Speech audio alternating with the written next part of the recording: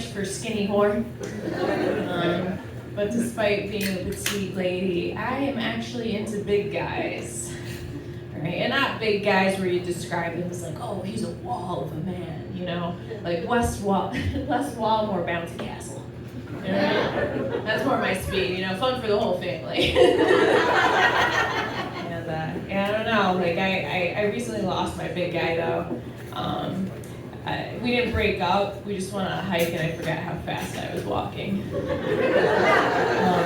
Yeah, I know, put a lot of strain in my heart. Put a lot of strain in his too, I imagine. He's probably still out there, howling for Doritos.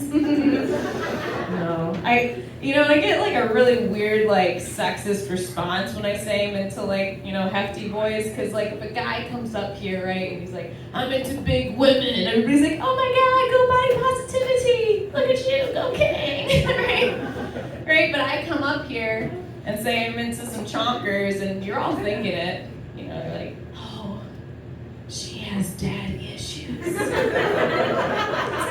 It's like, no guys, that has nothing to do with my taste, okay? Because like my dad, he like weighs practically nothing because he's cremated. I know. You can't have daddy issues if you don't have a dad. Life hack. And I don't really know why, like, I don't know, I am into big guys, though I am. They're just comfier, you know what I mean? You can really just settle in there, you know, no neck pain, right? Like this one guy I was dating in college, he was like a really in shape guy, right? I was like cuddling with a greyhound, he's like, and like, after a night with him, I woke up with this really bad crook in my neck, right? It was like this. It was like, I couldn't quite straighten it, you know, one of those. And people kept over-explaining things to me because they just looked confused, right? And men found me way more attractive as a result. It's true, they just want us a little bit dumb, right? Like dumb enough to get pregnant, smart enough to raise it. That sweet spot. Like, no, it's true. And I think that's why guys love blowjobs. I do, because it's really hard to look smart with a dick in your mouth. Really hard. I've tried, like the Buscemi eyes, like it doesn't work out for any of us. That's a big part of why I've retired from blowjobs. I have. It was a gift to myself when I turned 30. I'm like, no more. I hung up my knee pads, you know? Gotta retire. And I don't know, like, it's not that I won't do them for special occasions, all right? You know, like birthdays or anniversaries or money. But even then, right, I'm not putting my full heart into it, right? It's kind of a half-ass, you know, like one of the, like, it's my version of quiet quitting, you know? It's a blowjob, not a blowcation, right? No. I don't know. I guess I should have done more blowjobs, though. I should have gotten into that because I did get knocked up recently. So, go me. I know you're all like, should we clap? I don't know shit on set. Yeah, no, it's okay. It's all right. It's all right. This was planned-ish. No, yeah, I'm 17 weeks pregnant, and yeah, thanks. And I held off for a long time telling people, right? Like I waited till I was like 13, 14 weeks, right? Because I have all these like uppity sober friends.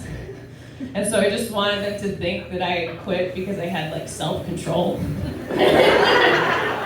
And not because I have like a tiny parole officer living inside of me. And if I step out of line a little bit, he's gonna increase my sentence from 18 to life. Right?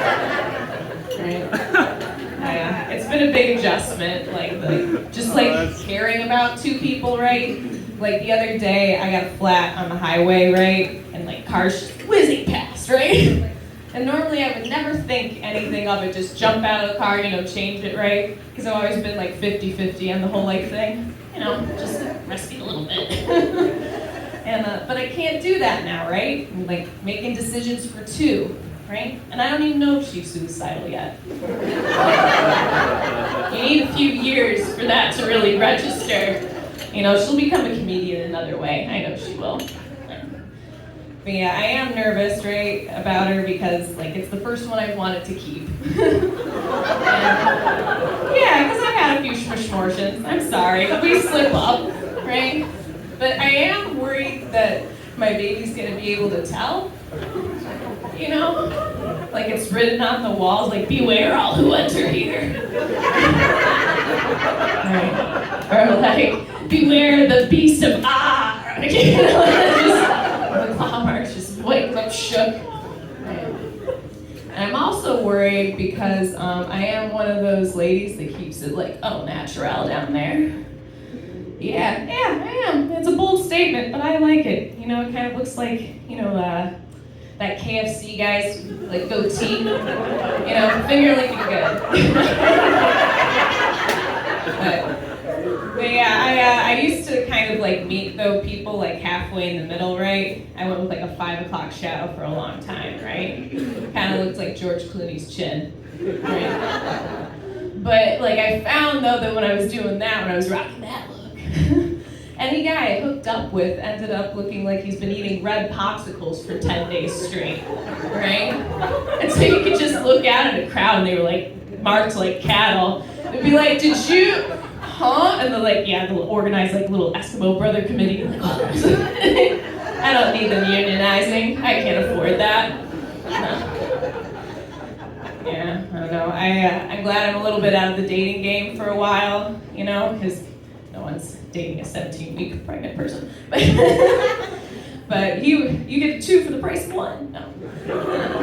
But I always got nervous on first dates, right? Like super nervous. It's like, will they kill me? Will they not? You know? And like, what do people do when they're scared and they're nervous and they don't know where to turn? They turn to the man upstairs, right? Right? And my man upstairs, his name's Eric. And he's my roommate. And he's also my weed dealer, right? And so before every first date, I'd be like, oh, I'm so anxious. You know? And might surprise you, not the best strategy for first dates or like survival, you know? Because like I would just go to like the Chili's, right, or wherever the fuck we meet, and he'd be sitting there pouring his like hopes and dreams out, and I'd be sitting there like, am I breathing too loud? I'm definitely breathing. Okay, we're gonna rein it in here, just a little shallower, no, that's too shallow. Oh God, now he thinks he's scoffed when he told me that thing about his mom. Oh God, okay. And like, let's just say the date does manage to go well. Let's just say, against all odds, we've made it there, right? We've made it back to his place, and things are gonna get steamy. You can tell because I do these dance moves. I have to have this inner debate with myself, right? Because I'm high. And therefore, I have dry mouth, I'm uncoordinated, and oh so lazy. So lazy. Right? So whatever I'm gonna throw down in there, not gonna be my best work. Alright? I don't want my name on that, alright? Skippy Rose Fox, let it be known. Alright? Yeah, so I've had to like strategize, right? There's this trick I use, and I used to use. I tell them that I like to be tied up, right? Because the thing about bondage is that there's an expectation of little to no movement whatsoever, right?